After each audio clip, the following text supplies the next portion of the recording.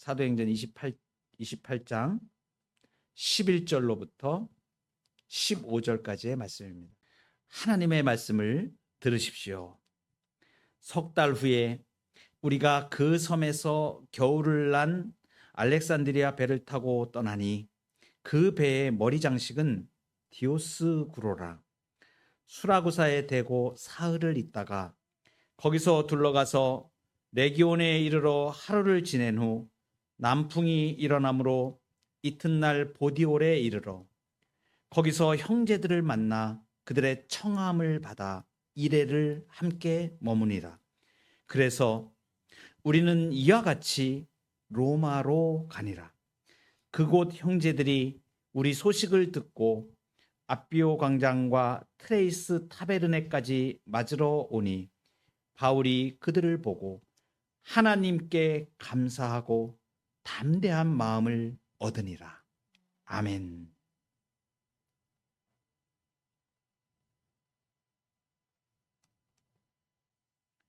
긴 여정이었습니다. 생명을 위협하는 폭풍과 풍랑이 있었고 배가 난파되고 멜리데 섬에 머무는 동안에 하나님의 손길도 경험했죠. 떠나지 않는 은혜입니다.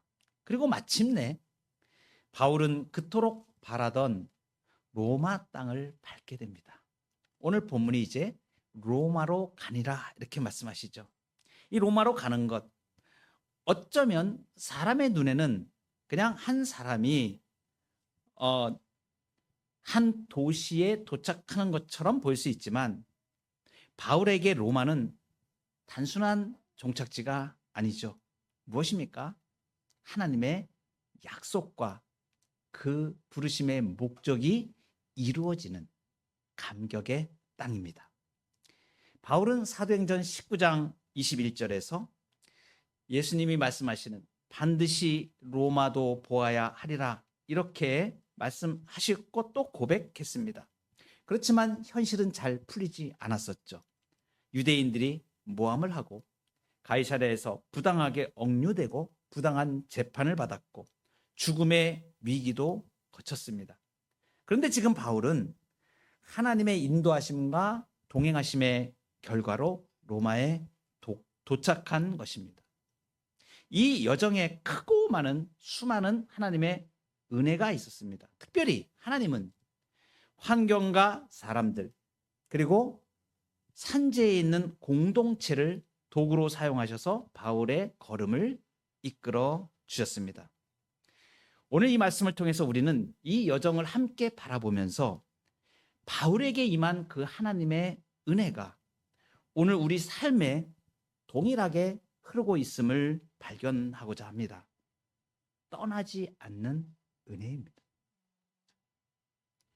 첫 번째로 환경 속에 숨겨진 하나님의 섭리입니다. 11절에 보시면 석 달 후에 우리가 그 섬에서 겨울을 난 알렉산드리아 배를 타고 떠나니 그 배의 장식은 디오스구로라 이렇게 말씀합니다. 특별히 바울이 타고 간 지금 그 배를 명칭까지 언급을 합니다. 디오스구로라. 이러한 머리 장식을 한 배라는 것이죠. 그럼 이 디오스구로는 뭔가? 이것은 헬라 속에 나오는 신화에 나오는 이름입니다. 수호신으로 여겨졌던 쌍둥이 신을 가리킵니다. 그러니까 이방 사람들이 헬라 사람들이 섬기는 우상을 말하는 겁니다. 그 우상이 머리 장식으로 있는 배입니다. 우리가 언뜻 생각하면 바울처럼 여호와 하나님만을 섬기는 사람에게는 그런 우상은 우리가 받아들일 수 없는 상징이죠. 그런데 오늘 구태여 이 사도행전을 기록한 누가를 통하여서 이 배의 머리 장식을 소개해 주는 이유가 무엇일까요? 그것은 이것입니다.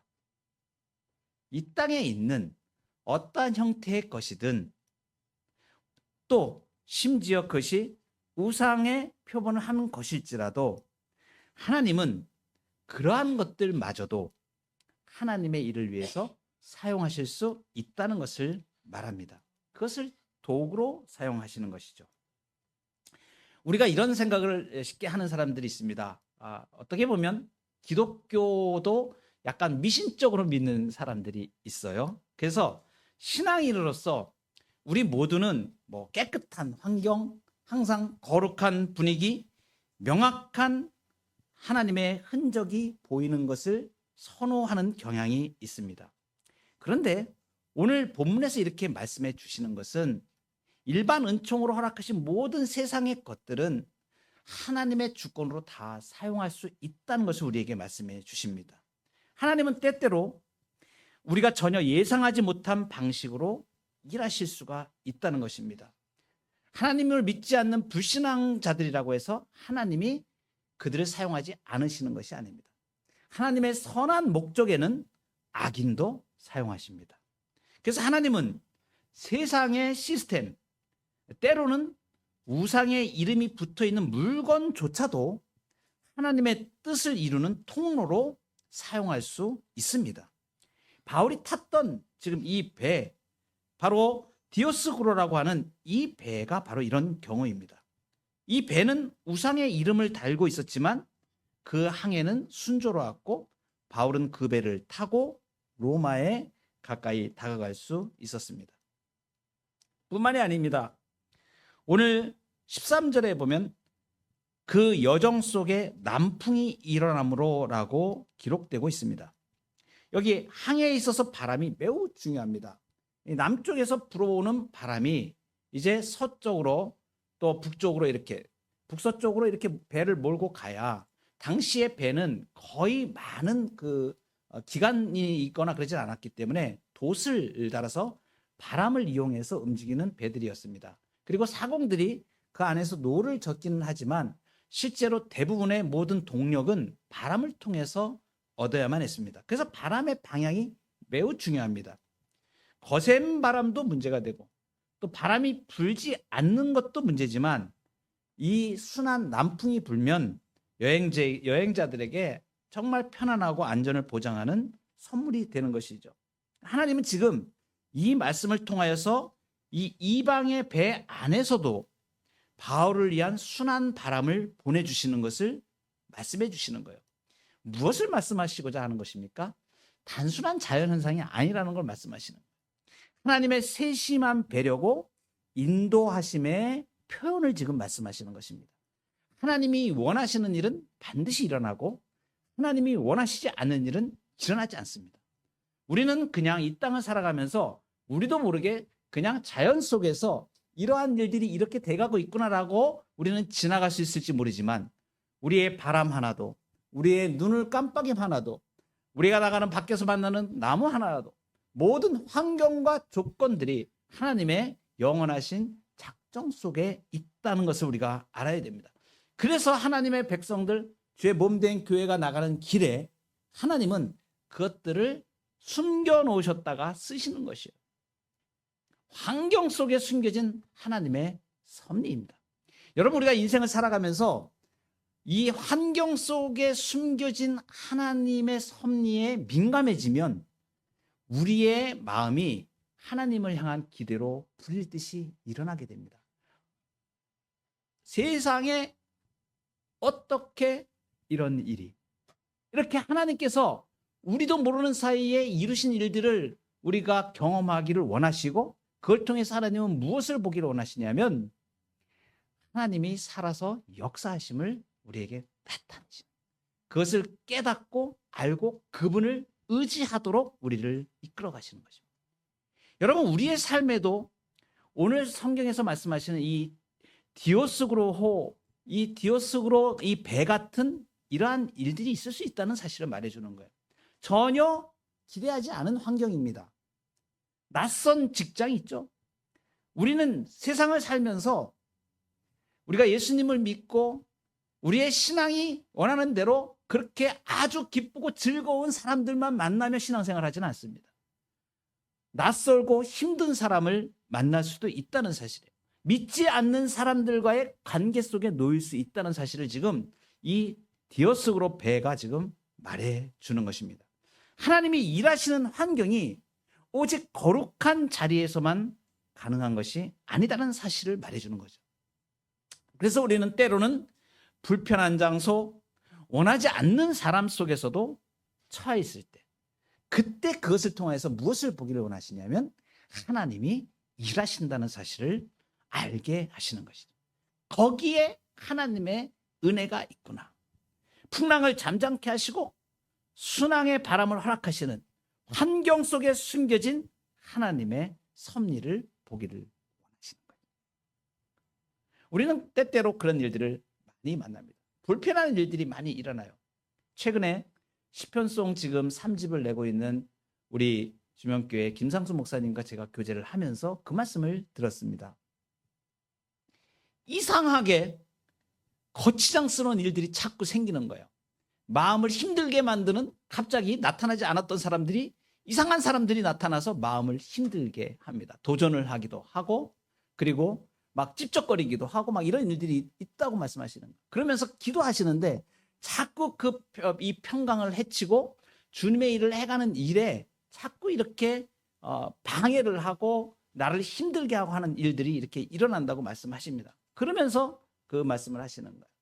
확실히 우리가 하나님의 일을 정하고 하나님이 기뻐하시는 뜻의 길로 나가려고 하면 그냥 순항하는 경우도 있지만 많은 경우가 그것을 거스르고 넘어뜨리려고 하고 도전하는 일들이 많이 있습니다. 여러분, 저도 이러한 일들을 수시로 경험을 합니다. 우리 교회를 개척을 할 때 얼마나 힘들었는지 모릅니다. 무슨 물질적으로 힘든 게 아니고 사람들이 힘들게 해요. 얼마나 많은 사람들이, 내가 정말 이 주님의 몸된 교회를 이제 주님이 원하시는 교회로 이렇게 개척해 나가는데 그 사람들이 도와줄 만한 사람들이었는데 그 사람들이 오히려 나를 힘들게 하고 방해하는 그러한 사건 속에서 얼마나 몸부림치면서 제가 기도했는지 모릅니다.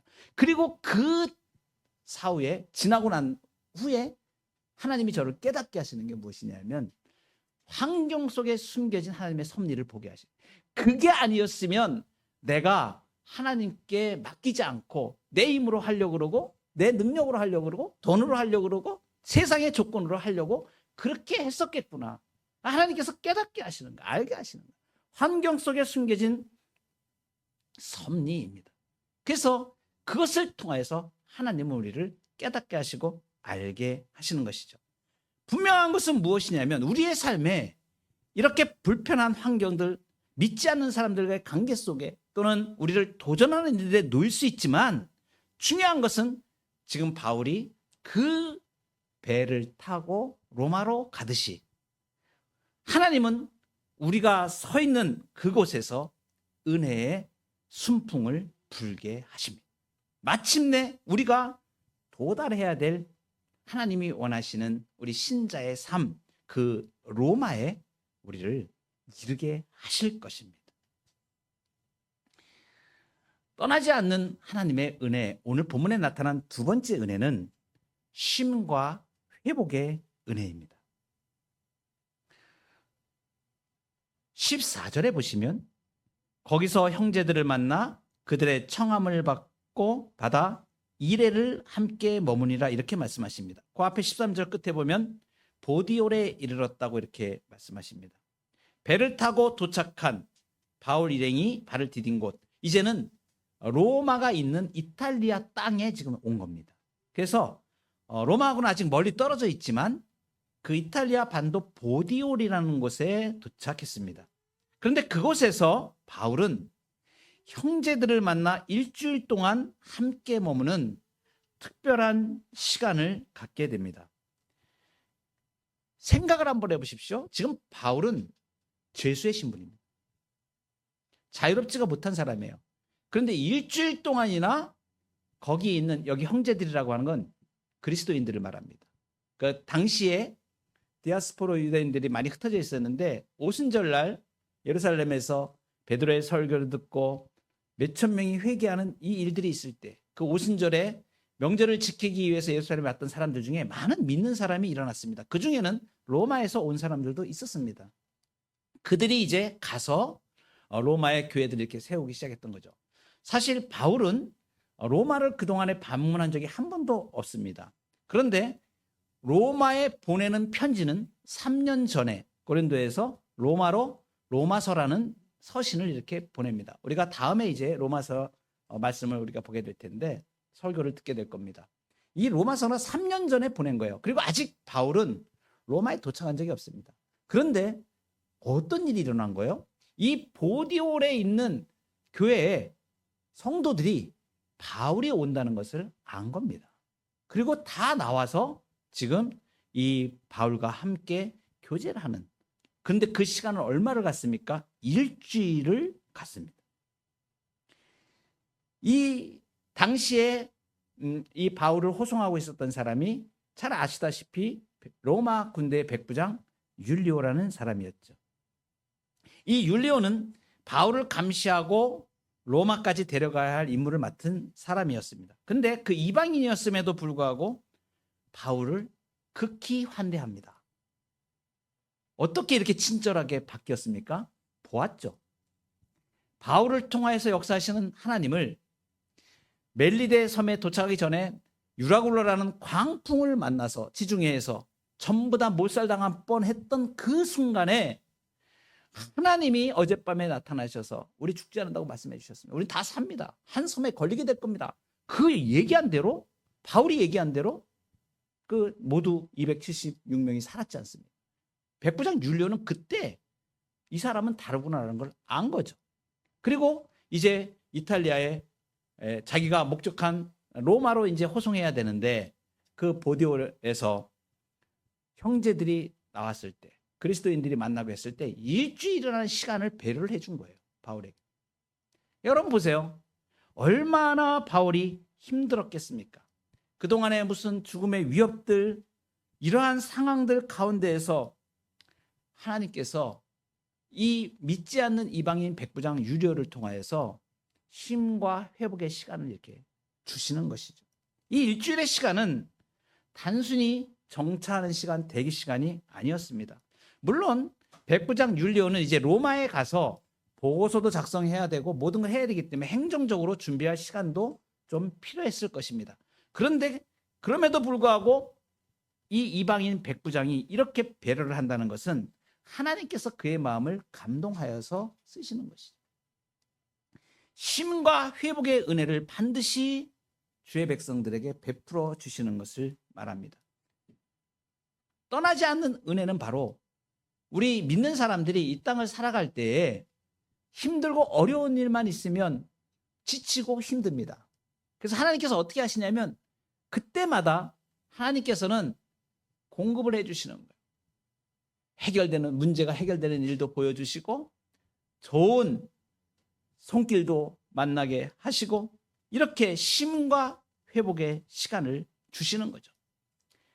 구약 성경에 보면 하나님의 일을 감당했던 엘리야 선지자가 있습니다.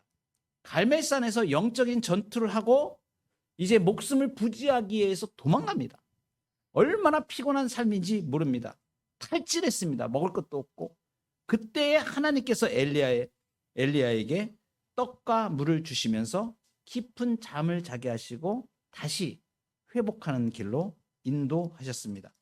그 쉼이 있었기에 그 엘리야도 다시 하나님의 사명을 향해 걸어갈 수 있었습니다. 여러분 우리에게 하나님께서는 쉼과 회복의 은혜를 베풀어 주십니다. 지치고 힘들고 어렵고 잘 안 풀릴 것 같고 안 될 것 같은 상황에서도 하나님께서는 어느새 은혜의 손길로 우리를 만지시고 우리를 회복시키시고 우리를 고쳐주십니다.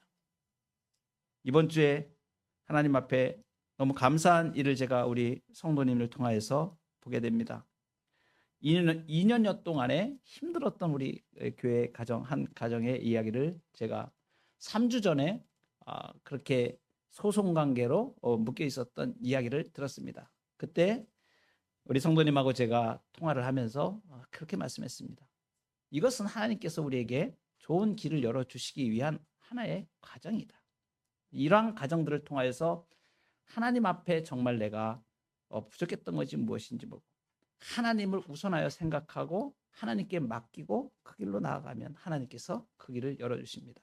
온 교회가 같이 기도하고 3주가 지났습니다. 불과 얼마 지나지 2주 정도 하나님 앞에 다시 마음을 고쳐먹고 또 다시 하나님 앞으로 나오고 십자가를 붙들고 예수님을 의지하며 기도하며 약 2주 정도가 지났는데 하나님께서 놀랍게 이번 주에 우리의 기도대로 하나님께서 그 길을 열어서 그 문제를 다 해결해 주셨어요.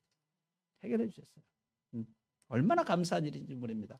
그래서 제가 그 소식을 듣고 너무 감사해서 하나님 앞에 기도를 드리면서 이 생각을 했습니다. 하나님은 우리가 이 인생길을 가는 동안에 회복의 은혜를 주시는, 다시 고치시고 회복시키시는 은혜를 베푸시는구나. 시편 23편에 시인이 이렇게 고백하죠. 그가 나를 푸른 풀밭에 누이시며 쉴만한 물가로 인도하시는도다. 내 영혼을 소생시키시고 자기 이름을 위하여 의의 길로 인도하시는도다. 내 영혼을 소생시키십니다. 우리에게 쉼을 허락하십니다. 때때로 하나님께서는 우리에게 힘들고 지쳤을 때 보디올의 시간, 바울에게 있었던 그 보디올의 시간처럼 쉼을 주시고 회복시키시는 은혜를 베푸십니다. 우리의 영혼을 어루만지시고 회복시키시고 새로 다시 걸어갈 힘을 주십니다. 떠나지 않는 하나님의 은혜 세 번째는 격려의 은혜입니다. 바울의 여정은 마침내 로마를 향해 가까워지고 있었죠. 바울은 한때 로마도 보아야 하리라 이렇게 말했지만 지금 바울은 이 길이 승리의 행진이 아니고 어떤 길입니까?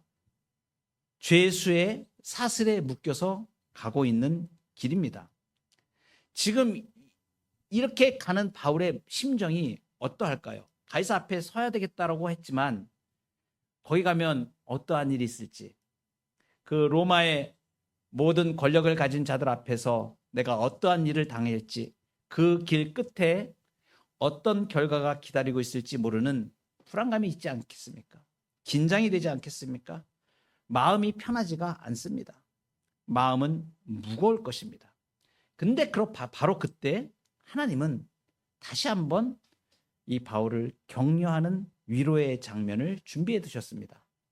로마까지 거리가 약 한 100km 정도 남아있는, 70km 남아있는 그 지역, 아비오 광장이라는 곳이 있는데 그 트레이스 타베르라는 곳에 로마에 있는 형제들이, 로마에 있는 그리스도인들이 다 마중을 나온 거세요.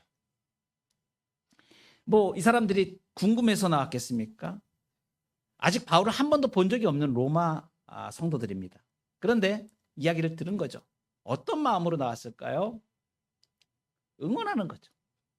사도가 이제 로마로 온다는데 우리가 환대를 하고 마중을 나가서 그 주님이 원하시는 그 사랑의 복음, 또 이 고난받고 있는 동역자에게 힘을 주자, 존경과 격려의 마음으로 한 걸음으로 달려온 것입니다. 여러분, 그 당시에 약 100km 정도 거리면 그냥 적은 거리가 아닙니다. 요즘같이 우리가 차로 가면은 1시간 거리가 뿐이 안 되겠지만 그 당시에는 그렇게 만만한 거리가 아닙니다. 한 하루 정도를 온전히 걸어도 잘 도달하기 힘든 그러한 위치에 있는 그곳까지 지금 이 사람들이 나온 것입니다. 같은 길을 걸어가는 동역자, 혼자가 아니라는 따뜻한 위로의 표현이었죠. 여러분, 그래서 오늘 이 장면에서 바울이 그 감격을 표현합니다. 거기 28장 15절 하반절에 보면 바울이 그들을 보고 하나님께 감사하고 담대한 마음을 얻으리라. 얼마나 힘이 됐겠는가. 그 성도들이 다 나와서 아비오 광장의 트레이스 타베르네 그곳에서 그 성도들을 만나서 성도들이 바울 사도님 오셨습니까? 이 고난의 길 가운데 얼마나 큰 위로와 힘이 됐을까. 이 짧은 구절, 바울이 그들을 보고 하나님께 감사하고 담대한 마음을 얻으니라. 하나님께서 이 공동체를 통해서 얼마나 깊은 위로를 주시는지를 우리에게 말씀해 주십니다. 어떤 시련이 기다릴지 모르지만 이 자신을 위해서 먼 길을 마다 않고 달려와 준 이 형제들을 보면서 바울은 저절로 마음속에 위로가 된 것입니다. 격려죠. 하나님께서 격려하시는 것. 여러분, 우리도 살다 보면 지치고 위축되고 홀로 싸우는 것 같은 외로운 순간들도 마주합니다. 그럴 때 누군가 다가와 주면 생각보다 큰 힘이 됩니다. 그 중에서 특별히 하나님께서 주신 공동체, 교회를 통하여 기도의 손을 들어주는 한 사람이 있을 때 우리는 큰 격려를 받게 됩니다. 조용히 안부를 묻는 한 통의 전화가 있을 수 있고, 때로는 한마디 격려의 말, 그 형제가, 그 우리 공동체 내에 있는 우리 식구가 하나님께서 우리에게 보내주신 마중 나온 보디올의 형제일 수 있다는 것 사실이죠. 하나님은 단지 하늘에서 우리를 바라보기만 하는 분이 아닙니다. 때로는 눈에 보이는 사람을 통해서 또 구체적인 위로와 격려로 우리 곁에 오시는 분입니다. 바울이 그랬던 것처럼 하나님의 은혜는 떠나지 않습니다. 떠나지 않는 하나님의 은혜요. 바울에게 이 형제들이 그랬던 것처럼 또한 우리도 다른 형제들에게 아비오 광장에 먼저 나가는 그런 사람이 되었으면 좋겠습니다. 하나님께서 누군가의 인생에 보내시는 마중물로 위로의 통로로 우리가 쓰임 받는다면 얼마나 아름다운 공동체이겠습니까? 이것이 하나님의 능력입니다. 말씀을 맺고자 합니다. 바울이 로마에까지 가는 길은 겉으로 보면 그냥 우연인 것 같고 모순인 것 같고 어떨 때는 고난만 있는 것 같지만 그 속을 가만히 들여다보면 떠나지 않는 하나님의 은혜를 보게 됩니다. 오늘 우리가 살아가는 인생 여정에서도 어쩌면 지금 내가 이해할 수 없는 환경 속에 놓여 있을 수도 있습니다. 또 예상치 못한 멈춤, 그리고 돌아가는 길 속에서 지치고 있는 분도 있을 것입니다. 기억하십시오. 하나님은 디오스고로라는 그 배에서도 일하시는 분이고 엘리야에게는 광야의 로뎀나무 아래서도 힘을 주시는 분입니다. 그리고 꼭 필요한 순간에 우리 옆에 있는 형제를 통하여 격려하시고 마침내 약속하신 목적지로 인도하시는 하나님입니다. 그래서 우리가 신앙의 여정을 다 마칠 때까지 이 교회를 주신 거예요. 같이 기도하고 격려하고 응원하고 하나님이 우리의 편이 되셔서 떠나지 않는 은혜로 우리를 돌보신다고 하는 그것을 확인하는 그러한 공동체로 우리에게 주셨습니다. 환경보다 크신 하나님, 상황을 넘어서 일하시는 그 하나님, 오늘도 그분과 함께 담대히 걸어가는 저와 여러분 되기를 축복합니다.